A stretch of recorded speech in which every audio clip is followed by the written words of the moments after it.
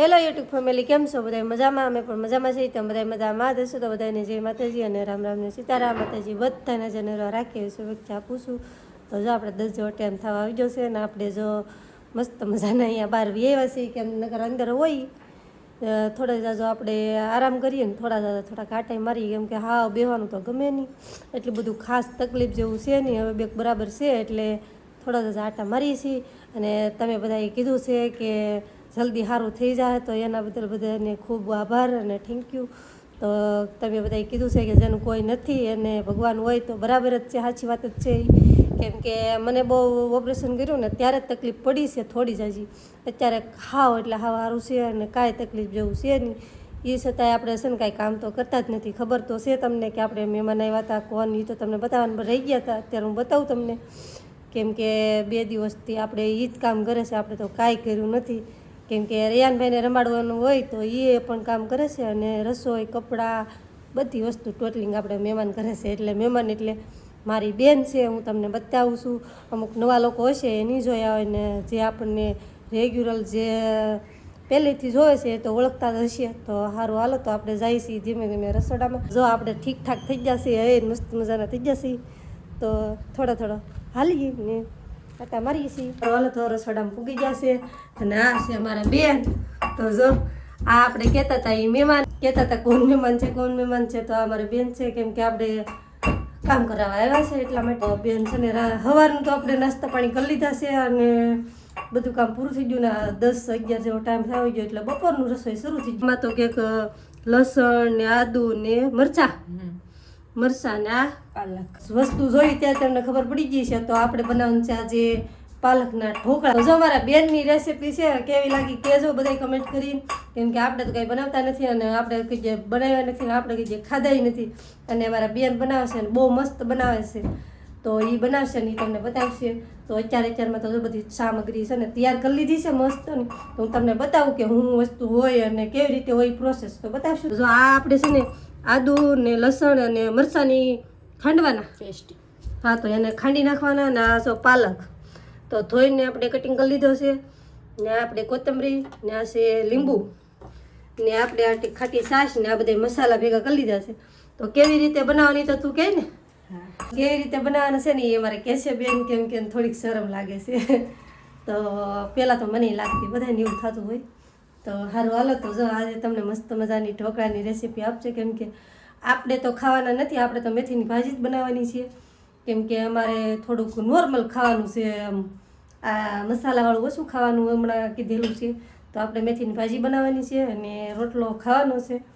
ને આપણે સવારમાં શું ખાઈએ તો હવે આગળ વિડીયોમાં બતાવીશું. સવારમાં તો ફટાફટ હતું વહેલું એટલે ખાઈ લીધું હતું. આપણે ફૂલ તૈયારી થઈ ગઈ છે ઢોકળા બનાવવાની. આપણે આ પાલકની અંદર શીણાનો લોટ અને આ મોરસ ને આ રવો ને આ તલ છે.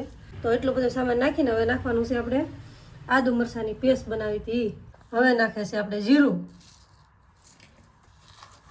તો જીરું છે ને આપણે થોડુંક મળી નાખી દેવાનું, સોળી મતલબમાં. પછી નાખવાની છે આપણે કોથમરી તો નાખે છે કોથમરી.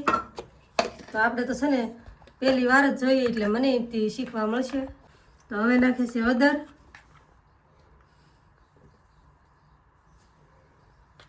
ધાણા જીરું અને પાવડર.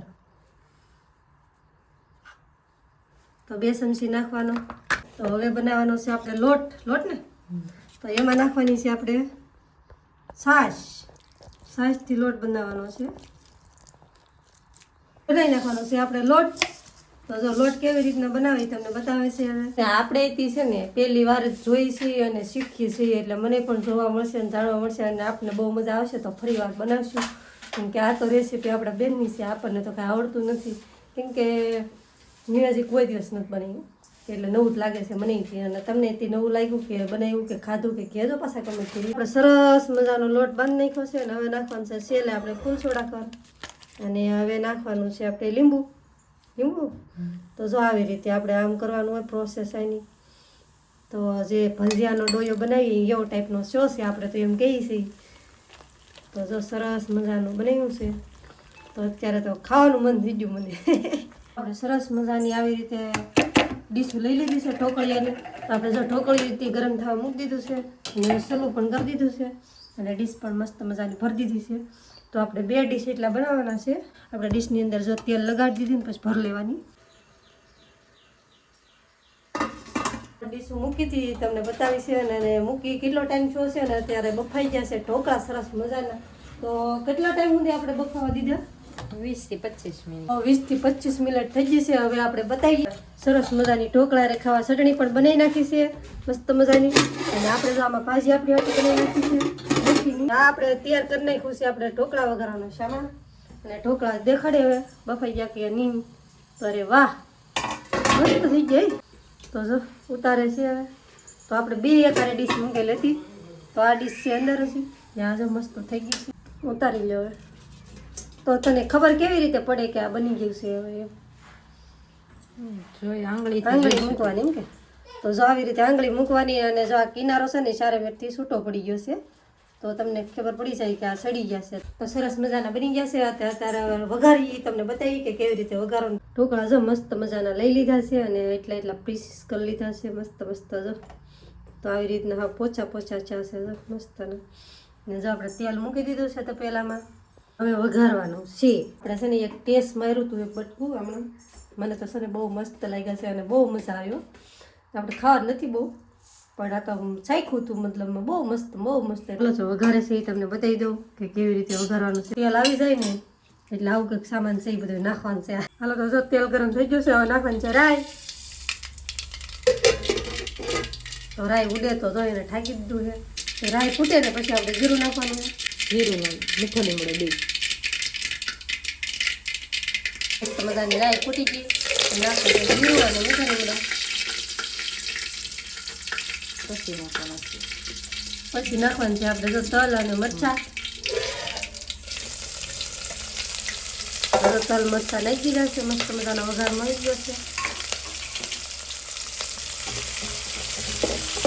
રેવા છે મસ્ત આવ્યું. રહેવા દેવાનું બસ થોડી વાર રહેવા દેવાનું છે. તો હવે થોડીક વાર સડી જાય એટલે પછી નાખવાનું છે એ તમને બતાવી. નાખે છે આપણે વઘાણી થોડીક હિંગ, હળદર. તો જો તેલમાં નાખવાની છે હળદર. મરચાં પાકી જશે પછી નાખવાનું હળદર નકર બળી જાય. વઘાર મારવાનો છે કે મસ્ત મજાનો મસાલો સડી ગયો છે ને હવે નાખી દેવાના છે ઢોકળા એમ ને. તો જો આવી રીતે ઢોકળા નાખી દેવાના છે.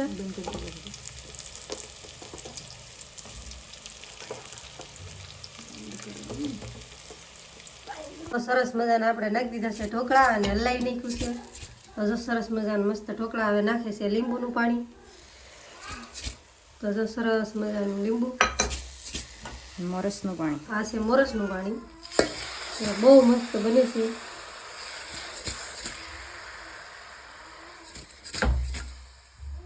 આ નાખી દીધું છે મોરસનું પાણી. તો જો આવી રીતના વઘારી નાખ્યા છે. બહુ મસ્ત બની ગયા છે.